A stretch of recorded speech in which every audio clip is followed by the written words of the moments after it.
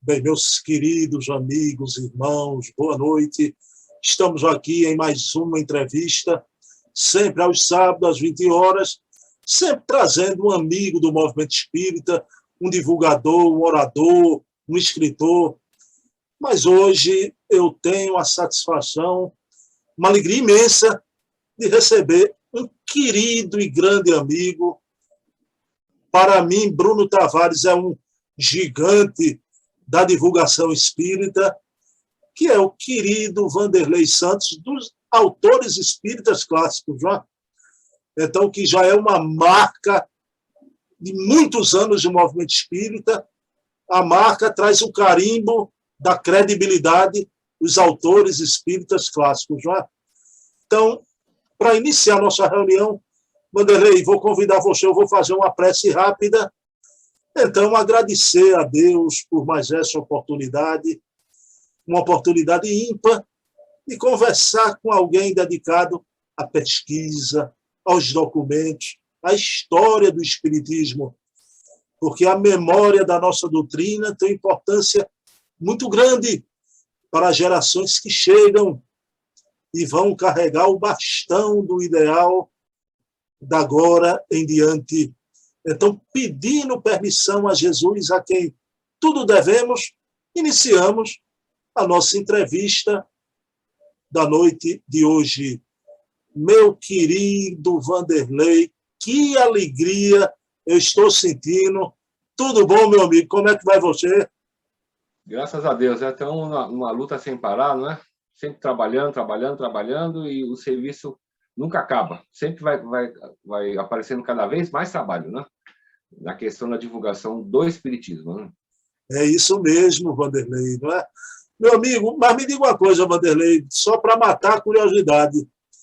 Essa é a primeira vez que o Vanderlei aparece numa divulgação em vídeo? É isso mesmo?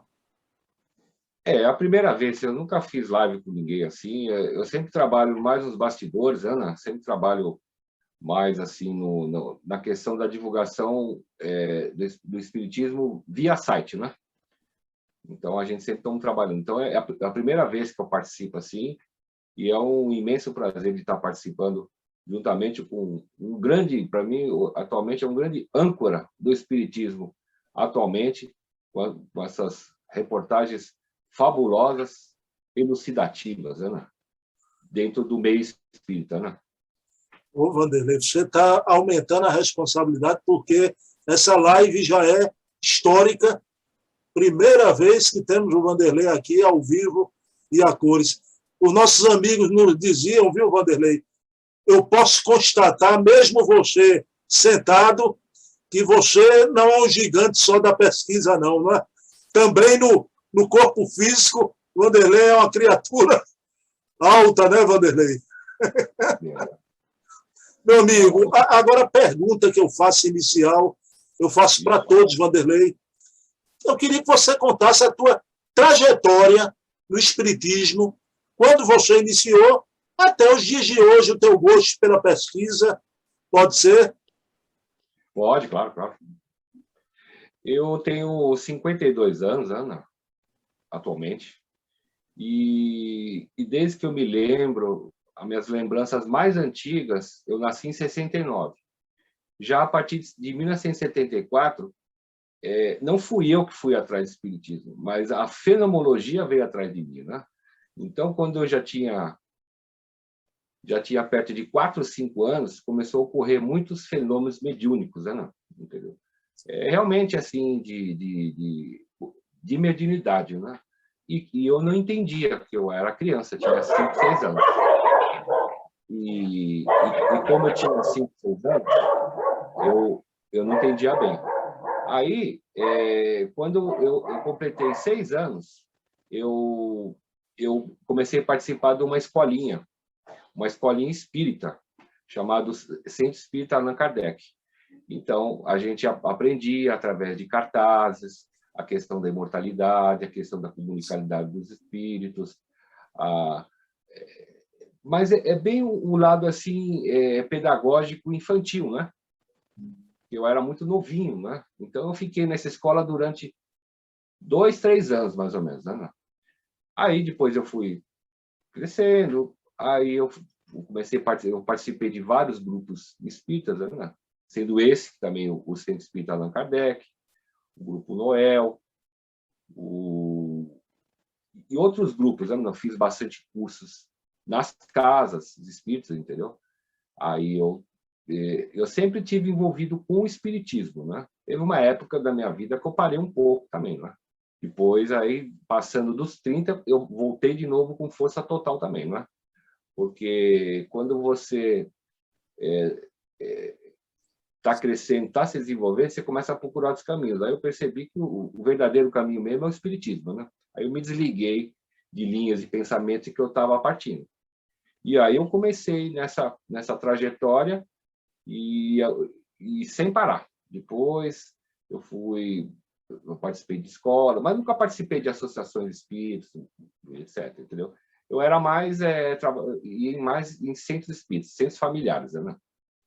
E eu sempre gostei realmente muito do espiritismo. Eu li muitas obras, entendeu? Todas as obras que eu tenho no site, o Gabriel Delany, Leon Diniz, Allan Kardec, Ernesto Bozano. Então, sempre foram autores que eu gostei muito e me identifiquei. E foi também por causa de uma necessidade, né? Como eu tinha uma mediunidade e ocorria diversos tipos de fenomenologias, eu tinha que procurar saber o que era aquilo, né? E aí eu sempre busquei os autores espíritas clássicos, né? E aquilo me empolgou muito, entendeu? Porque aquilo me respondia às questões que se passavam comigo, entendeu? Questões de materializações, questões de recs, batidas, em questões de telepatia, em questões de um monte de fenomenologia que acontecia comigo, entendeu? Então, eu sempre boquei para o lado dos clássicos, né? Mas também gosto também de espíritos brasileiros também, não é? Como César Perry, como Jorge Hesse, como Paulo Neto, e outros escritores também da velha guarda, né? E eu sempre me identifiquei nessa reta, nesse caminho. Foi muito dificultoso, porque questão de mediunidade não é uma brincadeira, porque quando a mediunidade ela explode em você, ela explode em todo sentido. Se você não tem um estudo, se você não tem um conhecimento, aí você fica para trás, entendeu? É meio complicado. Por isso que todo o meu projeto de divulgação desses autores espíritas clássicos foi nesse viés.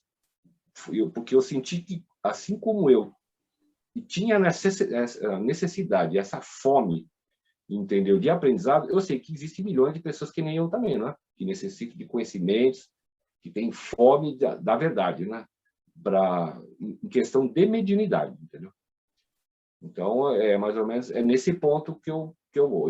Hoje, atualmente, eu estou bem equilibrado, entendeu? Questão de mediunidade. Hoje até eu quero que ocorra também alguma coisa, não está correndo mais nada, né? Mas foi um grande aprendizado da minha vida, porque eu fui realmente, se você for colocar no termo mesmo, fui forçado a ir para o espiritismo, entendeu? Através da fenomenologia. Então, foi a fenomenologia que me puxou para o espiritismo, né? Não foi alguém que tenha me levado para o espiritismo, entendeu? Foi essa ferramenta que hoje eu agradeço muito, que é uma ferramenta que desenvolve a sensibilidade, que desenvolve uma sintonia muito boa com o plano espiritual, entendeu? Porque, assim, se eu estou equilibrado, se eu estou bem, eu vou me desenvolvendo, aí está tudo bem, entendeu? Agora, se eu saio da linha, aí não pode mais, entendeu? Tem que ficar sempre na linha. Aquela batida, não. A passada que você vai, entendeu? Parece que é uma prova mesmo, né? Então, é uma prova, você vai ter que estar no espiritismo. Você não vai poder, se você sair, porque eu tenho uma necessidade devido a essa questão dessas fenomenologias, né? Eu sempre, nesse tempo, eu sempre ajudei dezenas de pessoas que nos procuravam também, em questão de mediunidade, que eu adoro, né? Falar em mediunidade, para mim, eu fico estudando. A gente tem, no site, a gente tem muitas pessoas que buscam, que procuram, que estão desesperados, que estão procurando um caminho, entendeu? E aí a gente, usando a codificação espírita, usando Kardec, usando todos esses grandes clássicos, nós podemos orientar as pessoas e ajudar as pessoas. E a gente tem até no site um farol. O farol é para evitar a queda, a batida nos rochedos. Não, o navio não bater nos rochedos e afundar. Então, é nesse ponto. Mas eu sempre trabalhei mais sozinho também. Não é? Eu tive muito ajuda de muitos personagens que passou na minha vida. Entendeu? Eu tive o Vander Romero, que foi um rapaz que faleceu em 2011. Depois eu tive o Jorge Hess, que também me ajuda até hoje. E juntamente com os tradutores também, Ana, o senhor Abílio Ferreira, Fabiano Rangel, Teresa da Espanha, Carla, o César Satiro e outros personagens que ajudam na tradução, entendeu? Então foi uma caminhada muito difícil, entendeu? Não foi uma caminhada fácil dentro do espiritismo, mas hoje eu estou muito feliz porque a gente recebe feedback via mental, entendeu? Porque como eu tenho uma sensibilidade muito grande, as pessoas que entram no site têm um feedback, está errado ali, aí vem um pensamento errado, então acerta aqui, entendeu? Então é uma grande felicidade a gente estar podendo divulgar o espiritismo nessas dificuldades que eu passei, e eu estou agradecido por estar levando adiante um pequeno tijolinho, né? Entendeu? Na ajuda ao próximo, né? Como Cristo nos deixou os 2 mandamentos. Então, mais ou menos isso aí. Um resumo breve que eu lhe passo. Que resumo, uma maravilha, Vanderlei. Meu amigo, eu queria agradecer a você, em nome de tanta gente. Você trouxe na tua esteira, Vanderlei, muita gente. Eu não posso deixar de comentar aqui. Você sabe que eu estou aqui em Recife, Pernambuco. Você sempre valorizou o trabalho do querido Damocles Aurélio, do Lampadário Espírita. Quando eu tinha um blog, e tenho ainda o blog, porque agora, junto com o canal do YouTube, você me convidou, colocou o meu blog para ser divulgado nos autores espíritas clássicos, já me deu a senha do canal do YouTube, se lembra disso? Para eu entrar, para eu colocar os vídeos semanalmente. Quer dizer, você realmente tem um coração imenso e sabe valorizar quem está chegando também. Isso é importante. Agora, eu queria lhe perguntar, Vanderlei, para a gente entrar já na pesquisa, eu queria te perguntar se esse gosto seu pela pesquisa, pela memória, por documento, você já teve alguma intuição, ou até revelação, não sei, mas alguma intuição do teu passado reencarnatório? Você terá mexido com alguma coisa parecida, sei lá, sendo um copista, alguma coisa nesse sentido, Vanderlei? Eu tenho bastante intuições, Ana. Eu não tenho provas, eu tenho intuições muito fortes, entendeu? Eu participei durante muitos séculos também dentro da Igreja Católica, não é? Participei de muitas associações, Ana, como dos franciscanos, como dos dominicanos, entendeu? Então, eu sempre tive coligado à Igreja Católica durante muitas reencarnações. Eu fui um sacerdote, né? Católico, né? E isso no centro da Itália também, no Monte Cassino, né? No sul da França também. Eu sempre tive envolvido dentro da Igreja Católica. E eu tenho uma intuição muito forte que eu era um monge copista. Então, eu era um poliglota, falava diversas línguas, entendeu? E como monge copista, os livros eram feitos tudo na escrita, na mão, né? No estilo gótico. Então, essa questão de pesquisa, de materiais, etc., eu tenho um pouco dessa linha, né, de pesquisa também. Mas só que grande parte do trabalho que nós também fazemos na questão da pesquisa, nós vamos também, eu acredito que eu tenho apoio também de muitos espíritos, principalmente o Wander Romero, desencarnado, e outros personagens também, porque quando eu acordo, eu já acordo com uma intuição, vou fazer isso aqui, entendeu? E as ideias vêm surgindo, entendeu? E mesmo você parado, as ideias vão aparecendo. É como se fosse as ideias estivessem no ar, no mundo das ideias, né? do Platão, né? As ideias vão aparecendo, os pensamentos vão surgindo, entendeu? É como se fosse uma sintonia do bem, não é? Se você tem uma sintonia do bem, você consegue estar sempre a sua mente voltada para a pesquisa, sempre sua mente voltada para o bem, sempre sua mente voltada na concentração do que você vai fazer, entendeu? Então, isso é muito importante, que você consegue ter uma intuição, a intuição surge comigo, depois passa para o Carlos Sérgio, depois passa para o Adair, depois passa para o Eri, depois passa para outro. Parece que é tudo coligado, parece que as nossas mentes estão tudo juntas, entendeu? Então, isso é importante. Então, mas eu tenho essa... Mas também cometi muitos erros no passado também, né? Muitos crimes também, em nome de Deus também, né?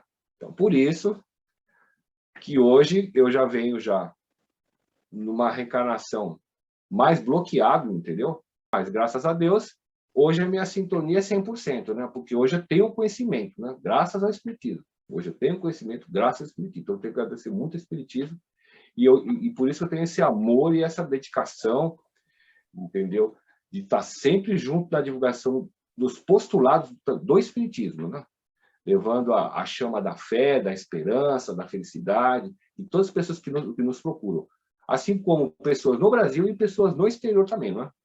Até a Federação Espírita Italiana lá estava pedindo conselho para mim de quais obras, entendeu? Que estava sendo usado no Brasil, entendeu? Aí eu passei tudo para eles. Entendeu? Então, todos os divulgadores, a gente sempre está levando, a gente respeita um divulgador espírita. Para mim, eu tenho muito respeito, da maneira possível, a gente sempre está ajudando, entendeu? A levantar para que nós, de poucos que nós somos, nós sejamos milhares, né? Então, eu queria que surgisse um divulgador de espiritismo por semana. Seria até melhor, né? Até facilitaria o trabalho. Meu amigo, então, você citou aí, né, o Eri, citou o Carlos Chetti. Vanderlei, lá atrás, já, claro, você, o querido Jorge Hessen, quem primeiro me falou de você nessa encarnação, com muito carinho, muito respeito, foi o Jorge Hessen. Né? E você falou do Eri também, mas eu queria te perguntar, você está vivendo um momento feliz, eu acho, eu suponho, porque a pesquisa tem deslanchado e tem aparecido, meu querido Vanderlei, né? Novos amigos, como Carlos Chetti, Adair, o Lira, né? Hoje, como você disse, parece que está um reencontro de almas já no campo da pesquisa, não é isso? Isso. E é muito interessante o que a internet chegou no Brasil em 98, e ela era discada. Em 2005, quando a gente fundou o site, quando nós começamos a trabalhar o espiritismo na internet em 2005, o espiritismo praticamente ele não existia na internet. Os únicos sites que existiam eram o espírito.org, que hoje está reformado, e o Universo Espírita. Existiam poucos materiais, a internet era discada, os documentos eram tudo em doc, as páginas tinham que ser tudo leves, existiam pouquíssimos materiais e infelizmente, existiam poucos divulgadores do espiritismo. Aí, quando nós fundamos o site, começamos a desenvolver o trabalho, em 2006, junto com o seu Astolfo lá do Paraná, ele vem de 2006 também. Foi um dos primeiros que apoiaram, ele já estava na rede, já, seu Astolfo. E nós começamos esse trabalho. Existia um pouco de materiais sobre o espiritismo, entendeu? E é interessante que a ideia começou a aparecer, né? Já apareceram diversos tipos de divulgadores hoje que já já partiram, já desencarnaram, como o Vander Romero e como o outro, né? Que começaram a me ajudar a fazer esse trabalho também. Então, a gente sempre no site, a gente sempre pecou pela questão de nós colocarmos materiais de primeira linha, entendeu?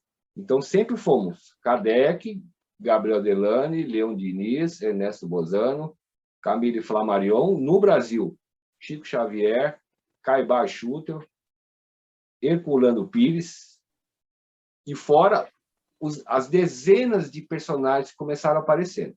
O nosso site tem mais ou menos perto de 2.000 páginas, mais ou menos. E cada página é um autor. Nós temos autores brasileiros, autores estrangeiros, e o movimento espírita tem quase 200 anos. Então, para nós conseguirmos resgatar todos os personagens de 200 anos, aí vai demorar 3 encarnações. Mas nós temos que tentar pegar, principalmente, os principais, que são os grandes gigantes do espiritismo, né? Porque, infelizmente, o espiritismo hoje, a qualidade dos materiais, muitas vezes, deixa muito a pecar. E os grandes clássicos, conforme eu já até expliquei para você, foi sempre meu baluarte de sustentação. E é interessante que nós temos também uma seção no site com perto de 50 obras traduzidas de outros idiomas, graças aos tradutores, como Teresa da Espanha, Fabiana Rangel, o senhor Abílio, Carla, que moram alguns no exterior. Então, nós fizemos resgates maravilhosos. Esse do Adolfo Fagé, que vocês fizeram até o Jorge Leite também fez até o comentário também sobre a obra, é uma obra que estava sepultada na poeira dos túmulos, e nós conseguimos resgatar. E assim como a obra do Ernesto Bozano, William Crookes, Florentino Barreira, de vários idiomas inglês, francês, inglês e espanhol. Então, isso, acredito, a gente já resgatamos 50 obras, e o direito é aberto, não tem direito autoral. Nós jogamos na rede, os materiais são gratuitamente, nós pedimos para que espalhem mais ainda os materiais. E como são materiais de primeira linha, foram aqueles que deram a estrutura dentro do próprio espiritismo, porque o Brasil se ufana muito do espiritismo, mas do surgimento do espiritismo, muitas águas já tinham rolado. Então, esses personagens, eles ajudaram a levantar a ave de fênix, né? Aquela que sempre saía das cinzas, ressurgia das cinzas, né? Então, nós temos mais de 50 obras traduzidas, graças aos tradutores, não ao Vanderlei. O Vanderlei só faz a parte final. E muitos resgates que nós fizemos até da Sociedade Parisiense também, que depois a gente pode até dando uma palavrinha rápida também, né? Então, mas é muito interessante, porque a gente vai buscando materiais, e hoje em dia, graças a Deus, hoje em dia, quando eu comecei a fazer esse trabalho, não tinha um Carlos Sete, não tinha o Eri Lopes, não tinha o Adair Ribeiro, não tinha o José Lira, não tinha ninguém. Então, a gente ia pegando papel aqui, pegando papel ali, e isso em conexões também com espíritos internacionais também, não é? Consegui muito material lá da Espanha também, com grupos espíritas da Espanha, grupos espíritas da Itália. Então, e hoje temos o Charles Kemp também, né? Na França, lá, que é também um grande gigante também, que está levantando a bandeira do espiritismo lá na França. Então, hoje tem uma seleção de pessoas, entendeu? E eu fico muito feliz com isso aí, entendeu? Porque hoje em dia, nós não conseguimos acompanhar o boom de documentos que aparecem, e graças a Deus, isso que é muito importante. Então, o site está aí, estamos correndo junto com eles também, eles estão indo na frente, estamos indo atrás, a gente vai desenvolvendo esse processo, entendeu? Mas sempre foi dificultoso divulgar espiritismo, viu? Porque no começo a gente sofria muito ataques também, né? Muito ataques hackers também, né? Aonde eu hospedo o site, ele até perguntou para mim, o que você está divulgando aí, meu? Nós divulgamos sites adultos e não tem esse problema. Você está divulgando espiritismo, os caras estão tentando invadir a nossa rede, entendeu? Eu falei, não, mas a gente está divulgando a paz, tá ligado? Não, tá tudo bem. Ele até me questionou, porque existem muitas pessoas que por não gostar do espírito, são intolerantes, né? Até hoje também, né? Então, mais ou menos essa linha assim, que a gente trabalha, os pensamentos, nós sempre estamos atualizando, entendeu? Sempre estamos trabalhando, e sempre estamos lançando obras traduzidas, graças a esses tradutores maravilhosos, porque eu tenho que agradecer muito, entendeu? E nós temos também uma corrente que se interliga de vários agrupamentos espíritas do Brasil, e principalmente do exterior, né? Principalmente da América Latina, da Europa, do Oriente. Então, a gente está se conectado com as teias, os links, com dezenas de casos, e aí eles me mandam para mim, eu mando para eles, e hoje em dia está complicado. Tem tanto material para a gente pesquisar que falta tempo, né? Então, mais ou menos, isso aí é uma prévia, assim, se você tiver alguma curiosidade, vão perguntar, mas uma prévia, mais ou menos, assim, do trabalho, porque a gente já está 15 anos.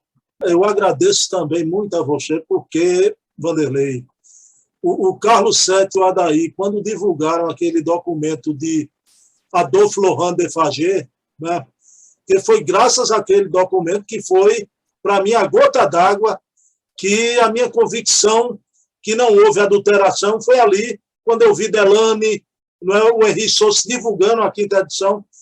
Aí eu fiz aquele comentário em vídeo, Vanderlei me mandou tudo impressionante, né, sobre Adolphe Laurent de Fagé, que até então eu não conhecia, jamais tinha ouvido falar.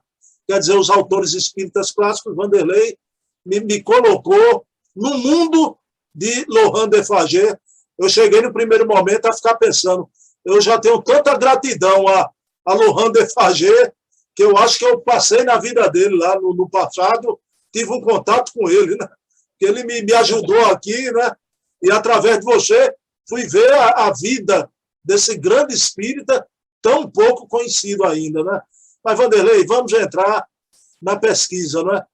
Eu coloquei até aqui no meu plano de tela, né? Figura de Kardec, porque você se debruça muito. Eu quero tocar em Kardec em duas pesquisas que você, ao longo do tempo, uma principalmente mais recente, mas primeiro vamos ficar com Kardec, a construção do Allan Kardec a partir do professor Rivaio. O que é que você tem para trazer para a gente aqui, Vanderlei? O Canute de Abreu, ele muito falou que do Kardec. E a Federação Espírita do Paraná, ela trouxe, já faz um tempinho já, né? Todos os diplomas do professor Rivail. Todos os diplomas dele, está escaneado, está no site, e eu fiquei muito curioso, né? Eu falei, nossa, mas peraí, todos esses diplomas do Kardec, são um monte de diplomas. Eu só queria citar alguns, né? Ele foi diplomado pelo Instituto Histórico de Paris, Sociedade da Agricultura, Sociedade de Frenologia, Sociedade da Gramática de Paris, Sociedade Estatística de Paris, Academia Real, e também participou da Sociedade Nacional de Educação da França. Aí eu falei, nossa, tudo isso que o professor Rivaio fez, isso aqui não é um cursinho que você faz aí, pega um diplominha de um ano, não. Isso aqui era para você participar associações, você tinha que ser gabaritado. E o ensino também era um ensino muito forte também. Não é um ensino que a gente hoje tira um monte de diplominha e vai pregando na parede, né?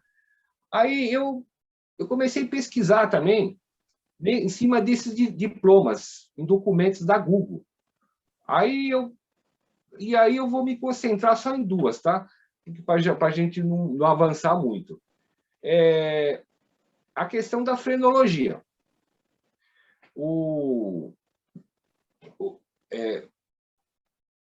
Aí eu comecei a pesquisar aí eu achei o senhor Kardec dentro dessa revista de frenologia.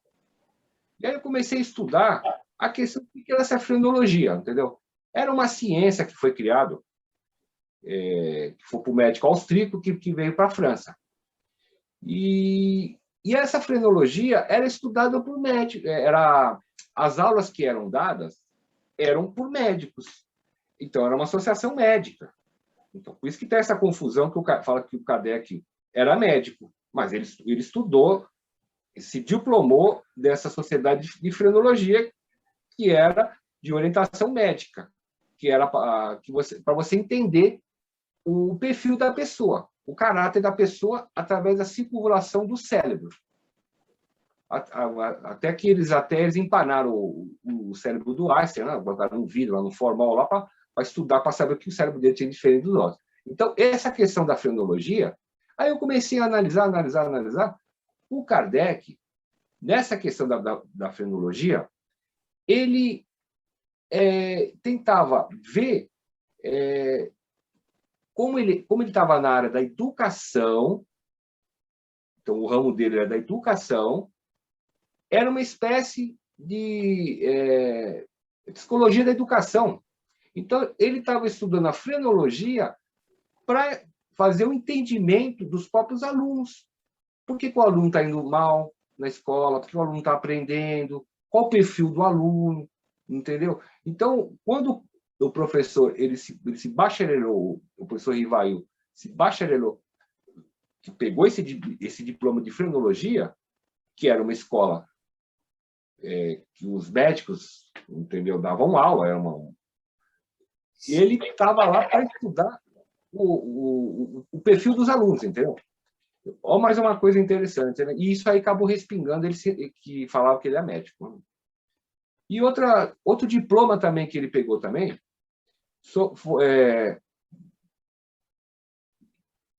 da Sociedade Estatística de Paris, entendeu? E era matemática pura. E como matemático, essa sociedade de estatística fugou para ele, porque dava aula de matemática também no magistério também, né? No primeiro e segundo grau, né? Que dava aula lá. E dava aula, então ele já era formado em estatística, já tinha um perfil matemático, já tinha um perfil psicológico, e o outro dado também que eu também fui atrás também sobre a questão do magnetismo. O Canuto fala que o Kardec participou da sociedade do Barão do Putê. Aí eu fiquei muito intrigado com isso aí. Eu falei, não, eu vou atrás para saber realmente se o Kardec tem algum escrito lá. Achamos a revista de 1845, até eu e o Carlos Sete fizemos essa leitura também, procurando afoitamente o Kardec dentro do magnetismo, né? Aí, de 45 até 62 essa revista tem. E nós até abaixamos, até criar uma página do Barão, e a gente começou a pesquisar. A única citação do Denizart com Z, ela vem de 1850, quando era comemorado o aniversário de Mesmer. Abril e maio, mais ou menos, fazia a comemoração do aniversário de Mesmer. Então, movia toda a sociedade magnética de Paris, porque tinha a sociedade do Barão do Putê e tinha a sociedade filantrópica do magnetismo. Tinham duas sociedades. E nós procuramos, achamos como subscrição, como participando da festa do Barão. Depois nós continuamos na linha do tempo. Só fomos achar depois, lá na frente, já como Allan Kardec, em 1859, quando ele fala sobre o lançamento da Sociedade Parisiense de Estudos Espíritas. Então, ficou nisso aí também. Então, nós não encontramos documento. Encontramos existe um documento que é sobre os membros honorários da Sociedade do Barão. O Carlos Sete fez esse pedido aí, recebemos esse documento, rapidinho a gente tentando olhar, que o documento é de 1852, que são os sócios da Sociedade do Barão do Poté. Falei, vamos encontrar Kardec. Se o Kardec participou do banquete em 1850, a gente vai achar ele em 1852, que é a última lista atualizada. O Carlos Sete fez o pedido de chamada, aí quando chegou o documento, cadê o senhor Denizarte com S, o Denizarte com S, com Z, ou Rivail? Não apareceu nada. E depois eu fiquei sabendo também nas entrelinhas também que existe uma carta de Kardec que é enviada para o Barão do Poté em 1858, que ele buscava querer participar como editor da revista do Barão. Só que parece que esse documento está guardado, né?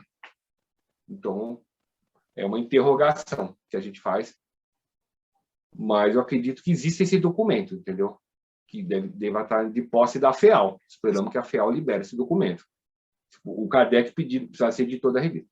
Então, nós procuramos toda essa parte do magnetismo. Mas o Kardec fala na revista de 1858 que ele já estudava o magnetismo há 35 anos, Ana.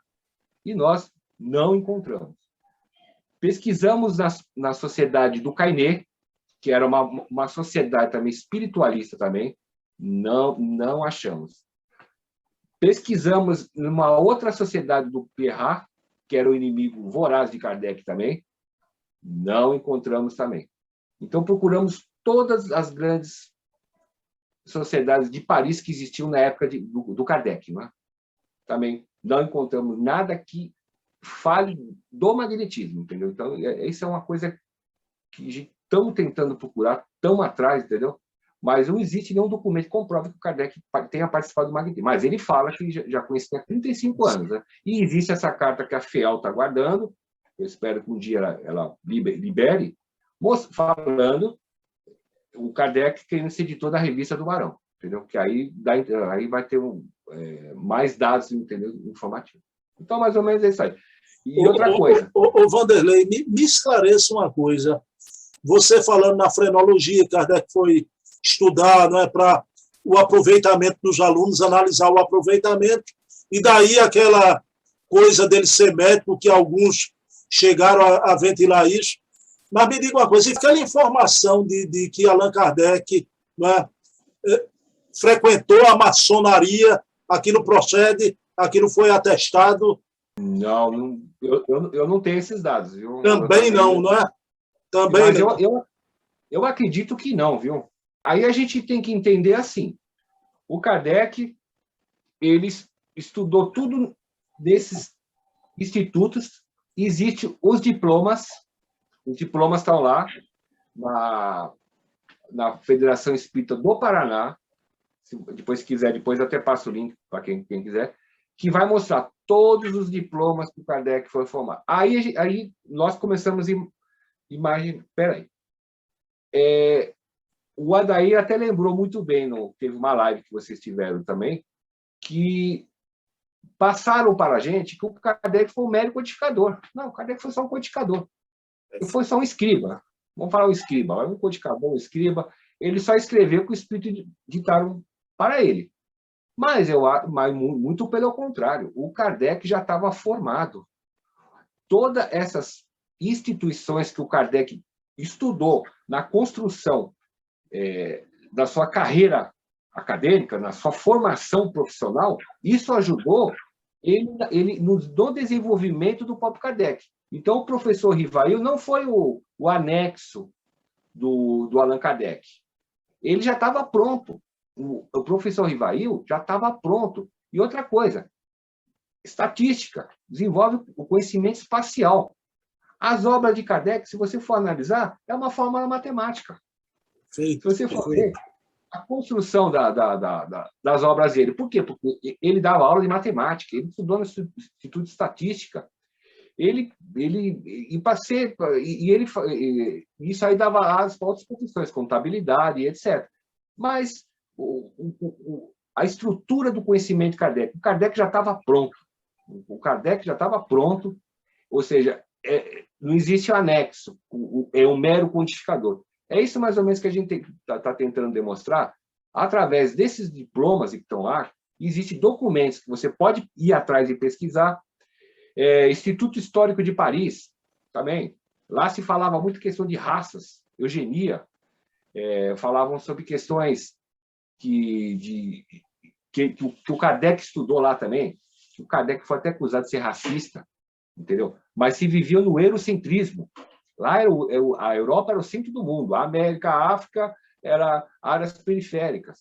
Então, existe até muitas ideias ventiladas que o Kardec fosse racista também, que é uma coisa que nunca foi. Que o próprio Kardec fala que o ser humano independente, lá se julgava-se raças, mas que a educação resgataria o ser humano. Então, não existe raças. Existe a educação para resgatar o ser humano, entendeu? Então, como educador. Então, isso eu acho uma frase fabulosa de Kardec também, entendeu? Então, esse apêndice que eu quero fazer, tentar demonstrar. Esses institutos, entendeu? Ajudar a formação do professor Rivail, entendeu? E, por sua vez, ajudar na codificação espírita, Ana, porque ele já tinha como base, Ana, e fora, possivelmente, ele já foi preparado na outra reencarnação, várias reencarnações, entendeu? Para ser o codificador do espiritismo, mas não como mero copista, mas não como mero escriba, mas já como uma pessoa formada. Né? Perfeito. Então, Vanderlei, com relação ao problema do racismo, né? Porque o pessoal se prende muito àquele texto da teoria da beleza que está em obras póstumas, né? Mas vejam bem, Allan Kardec não publicou aquele texto em vida, aquilo ali foi Lemarie depois que pegou e colocou aquele texto e a gente fica, aquele texto veio, será se foi alterado alguma coisa, mas uma coisa precisa ser dita, né?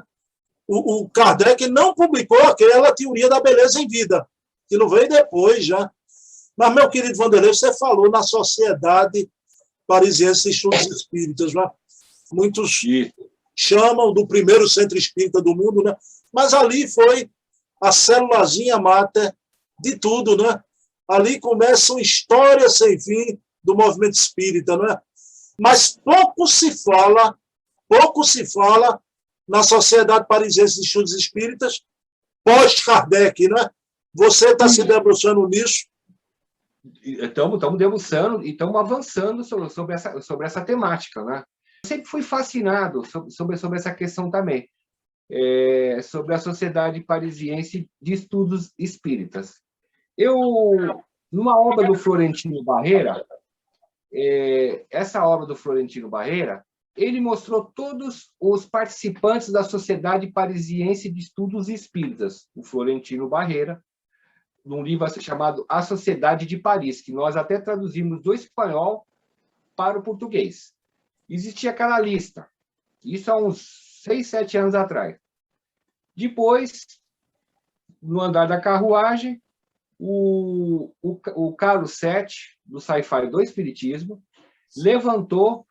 fez um levantamento maciço mesmo, estudando os presidentes da Sociedade Parisiense de Estudos Espíritas pós-Kardec, 1870 em diante. Ele fez um levantamento desses presidentes, né, que foram presidentes da associação. E aí ficou aquela intriga. Aí eu falei, não, eu vou atrás disso aí, eu vou achar alguma coisa, eu vou. Aí eu comecei, usando, claro, a pesquisa do Carlos Sete. Aí apareceu...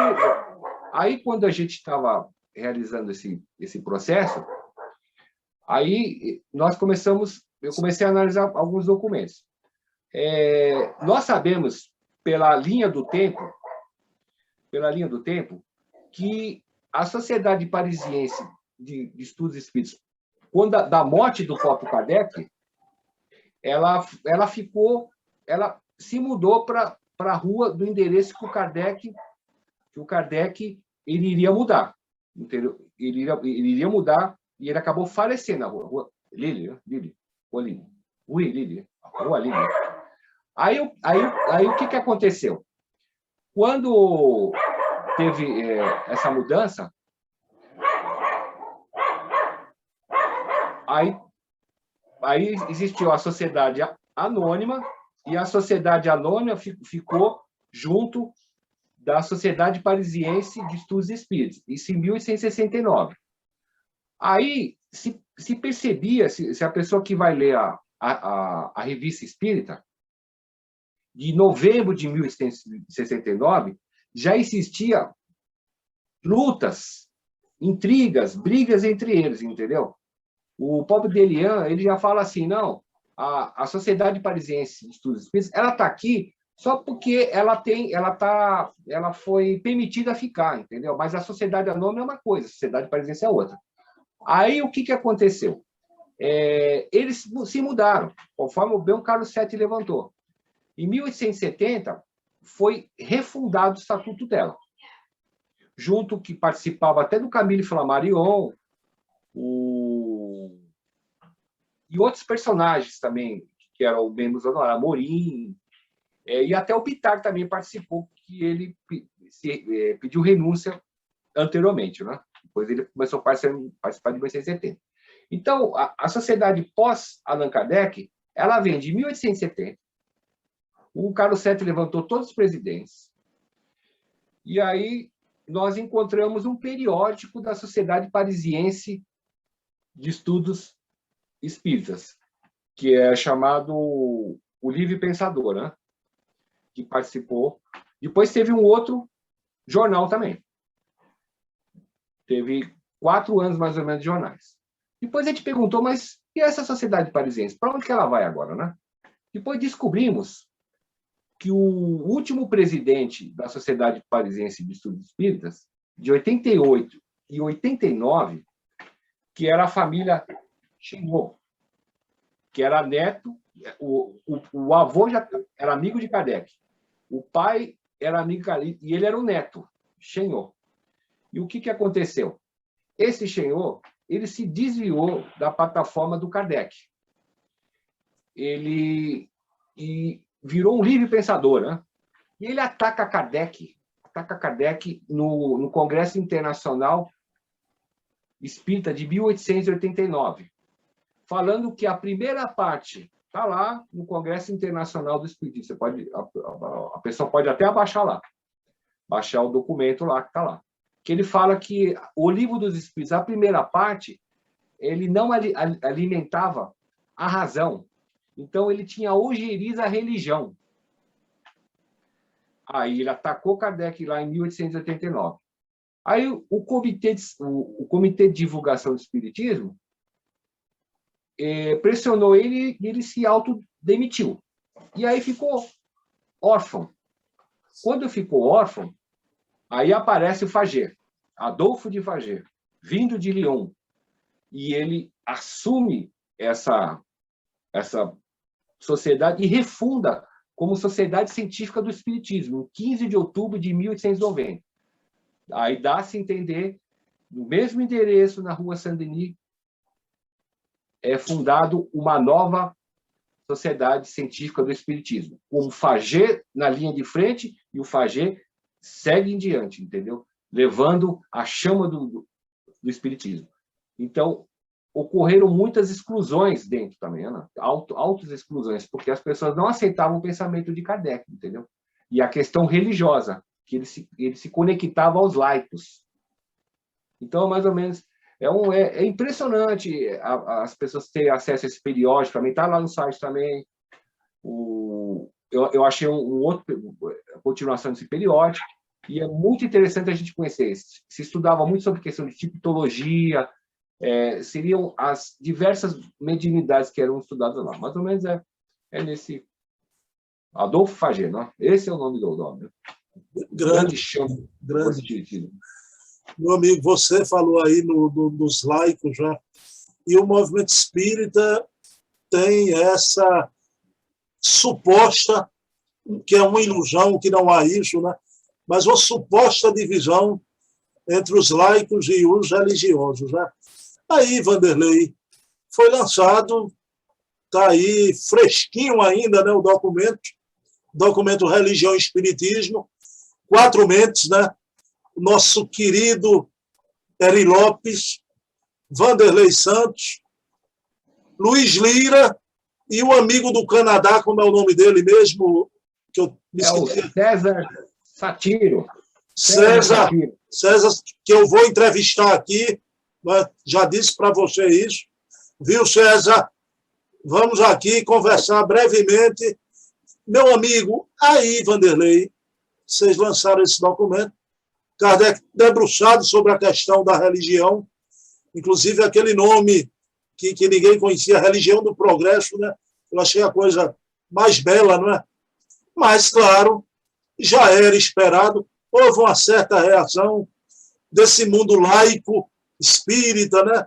Até com artigo, até com análise, mas eu queria a tua opinião. Você é um pesquisador, um homem voltado para a memória, para a documentação, mas mesmo assim, ainda bem, você compreende o espiritismo também no seu aspecto religioso. Não é isso, Vanderlei? Eu acredito que se nós formos fazer uma comparação, a questão religiosa é a base do triângulo, entendeu? A base do triângulo. Nós que a religião do religar, o próprio Kardec ele desconstruiu a religião e reconstruiu num outro formato. O próprio Kardec também, nesses documentos também, ele mostra que o Kardec, na época dele, que ele estava fazendo o seu trabalho, ele era acusado de criar uma nova religião. Mas o Kardec ele fala, até nesse manuscrito aí, foi a revelação do além-túmulo que gerou a religião, entendeu? Foi a manifestação dos espíritos, a religião dos espíritos que gerou a religião espírita. Então, eu acredito que a religião espírita ela tem uma importância muito grande. Porque se nós tirarmos a religião do espiritismo, se nós tirarmos Cristo do espiritismo, é a mesma coisa que te matar uma árvore. Eu acredito que a religião do espiritismo ele é a seiva, entendeu? E a questão da religião ela é muito importante porque faz parte do nosso dia a dia, entendeu? Então, eu acho que a religião é uma coisa importante. O espiritismo ele é religião tudo. Se você olhar o Evangelho segundo o Espiritismo, o que é aquele negócio lá? É religião, não é? Se você olhar em toda a vasta bibliografia do Kardec, ele está sempre citando a parte religiosa. Ele nunca vai contra a questão da moral de Cristo, entendeu? Então, agora eu não sei por que as pessoas têm uma ojeriza grande contra a questão da religião. Eu estou falando da religião do religar a religião divina, né? Não estou falando de uma religião tradicional, por isso que parece que eu estou defendendo a religião. Não estou falando da religião que foi gerada pela fenomenologia espírita. Então, eu acredito que a religião ela tem esse papel, entendeu? De importância dentro do espiritismo. Porque se você tirar a questão religiosa, só estuda a fenomenologia, fica só no espiritismo científico, é materializações, é comprovação da imortalidade, e aí? Daquilo não se extrai nada no ensino moral para o engrandecimento do ser humano? Então, eu acredito que a religião é importante. E não é à toa que esse documento, eu só quero dar uma pincelada no documento, eu pesquisando esse documento na revista espírita, que eu fiz uma breve impressão da revista, eu achei esse documento em outubro de 1908. O que me chamou a atenção desse documento era um croquis de uma monografia de uma obra. Eu falei, isso aqui é croquis. Tem introdução, tem 3 manuscritos, 3, 4 manuscritos, tendo o comentário, etc. Era um croquis de uma obra. E o que mais me chamou a minha atenção, que o senhor Paul Lemarry, que ele era ficou responsável, em 1908, pela edição da Revista Espírita, ele queria incinerar caridosamente. Está lá no documento, lá, em francês. Ele queria incinerar.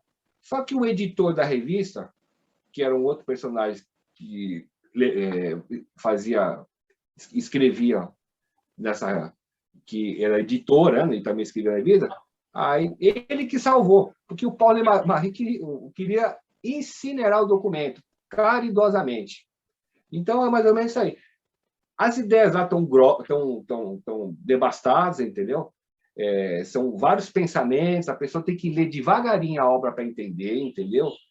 E isso aí vai ser levantado numa live, entendeu? Então, eu não quero me aprofundar muito, porque é o grupo que fez, né? Eu fui só um monge copista lá também, não? Então, é o grupo que vai depois trabalhar essa questão. Mas vai ocorrer uma live, etc., entendeu? Então, eu não quero... Mas a religião é muito importante do espiritismo. É o cerne do espiritismo. Se nós tirarmos a religião do espiritismo, a religião divina, hein? De novo, falo de novo. Não é a religião tradicional que nós conhecemos, de paramentos, de dogmas, de sistemas, etc. Entendeu? Então, é muito importante a religião para mim. Infelizmente, Wanderlei, você sabe, a gente não vai citar nomes, até porque são muitos. Tem alguns aí que pensam assim. Tem muito dirigente espírita que não gosta nem do ato de orar. Querem abolir a prece das nossas reuniões, né? Você sabe disso. Mas, meu amigo, dentro dessa visão do aspecto religioso, há uma personalidade aqui no Brasil, meu querido Wanderlei, que eu acho de uma injustiça imensa, o que fazem, o que assacam contra essa personalidade missionária, de que ele desvirtuou o espiritismo exatamente para esse viés religiosista, que é o querido médium mineiro Francisco Cândido Xavier. O que é que o meu querido amigo dos autores espíritas clássicos, o que é que você tem a dizer sobre a figura, a importância de Chico Xavier aqui para o movimento espírita brasileiro e para o movimento espírita do mundo? Para mim, eu tenho essa impressão. O Chico Xavier, ele foi o antes e o depois do espiritismo, entendeu? Ele é como se fosse uma linha demarcando a importância do médium Chico Xavier, entendeu?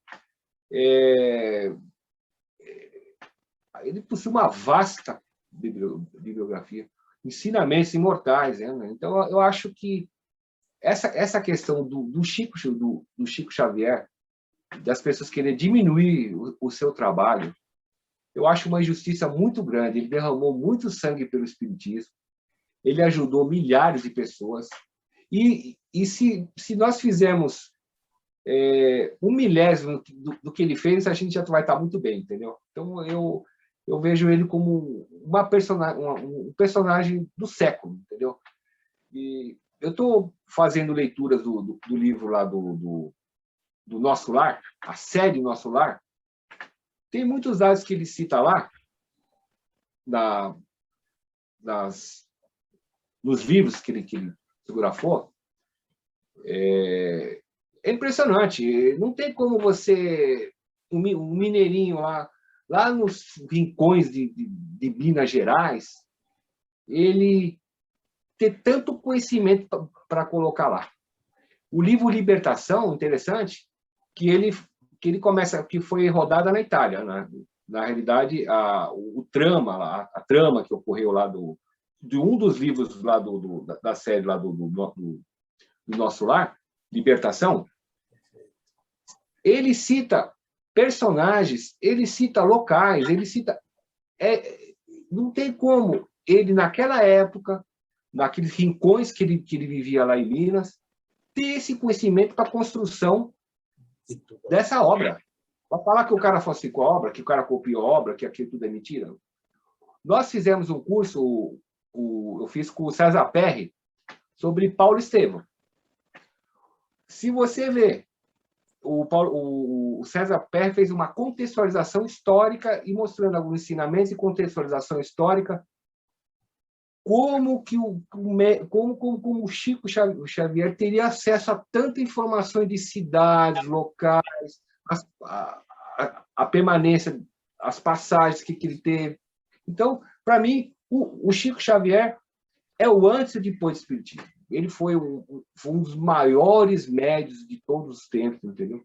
Foi uma pessoa super-humana, um coração muito grande, entendeu? E, para mim, ele é o personagem do século, entendeu? Agora, tem pessoas que atacam pedra nele por causa da questão religiosa. Né? O problema disso aí, sobre o Tavares, eu vou falar para você, eles querem destruir a moral de Cristo. Entendeu? Tudo isso não é a questão das pessoas. Eles querem diminuir a moral de Cristo. E a moral de Cristo é que nem uma árvore, é o cerne. O Cristo é o cerne e o Espiritismo é a casca, é a capa. Entendeu? Então, é mais ou menos nesse ponto aí que eu enxergo a questão do Chico Xavier. Meu amigo, eu concordo em gênero, número e grau com aquela definição do programa de televisão que fez uma eleição e intitulou o vencedor como o maior brasileiro de todos os tempos. Para mim, foi Chico Xavier. Para mim, opinião minha. Vanderlei, querido, olha, e essa forma de falar, Vanderlei é assim, né? Por que você chama todo mundo de senhor, hein? Viu o seu Bruno Tavares, como falou agora, né? Isso é de outra encarnação, né? Não, ele quer trabalhar no hospital, né? Só fala do... Meu querido Vanderlei, olha, essa voz aqui está mais atenuada, porque eu converso muito com o Vanderlei pelo celular, né? Às vezes à noite. Então, esse vozeirão de Vanderlei no celular é tronitroante, né? Uma voz bem... Mas, Vanderlei, que coisa boa. E lhe ver aqui.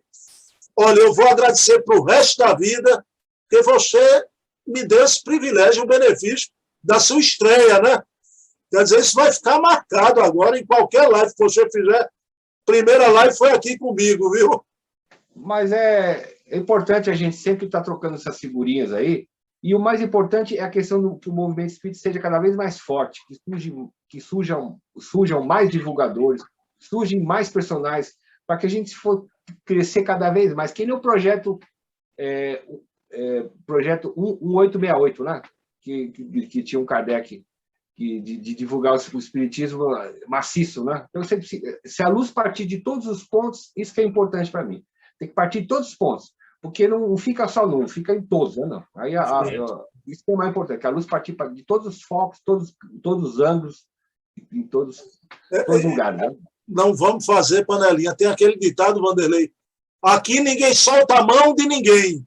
Então vamos abrir o círculo, estender a mão, como você faz, você fez comigo, fez com Damocles, e por isso a gente tem obrigação de fazer também, abrir os nossos canais aí para tantos irmãos. Eu entrevistei, Vanderlei, um rapaz há 15 dias que disse que não era orador, mas se dispôs a dar entrevista, que para mim, usando uma palavra sua, você gosta muito, para mim é um gigante, que é o Márcio da Agenda Espírita Brasil, que divulga eventos no site dele há anos, e ninguém nunca fala no trabalho desse rapaz, já há mais de 20 anos, é como se não existisse, né?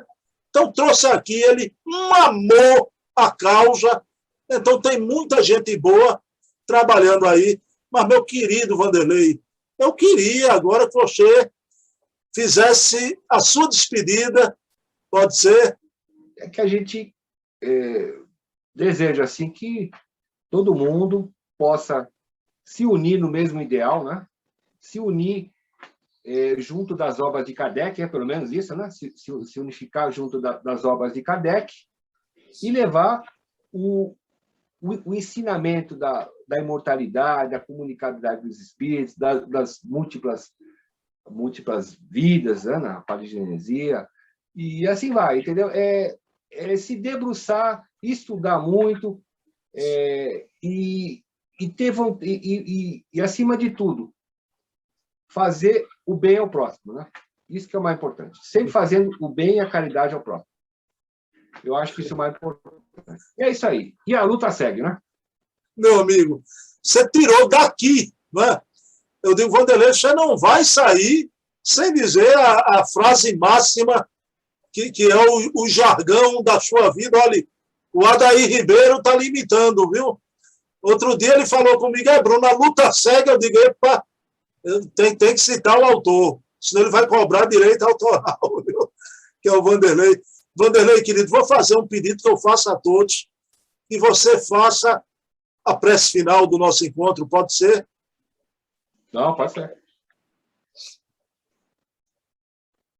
Vamos agradecer a Deus por tudo que nós recebemos, Ana, e que possamos cada vez mais tentar levar para as pessoas uma palavra de paz, uma palavra de amor, uma palavra de harmonia, e usando essa ferramenta sensacional que é o Espiritismo, que ele ajuda a resgatar as pessoas das misérias morais, né?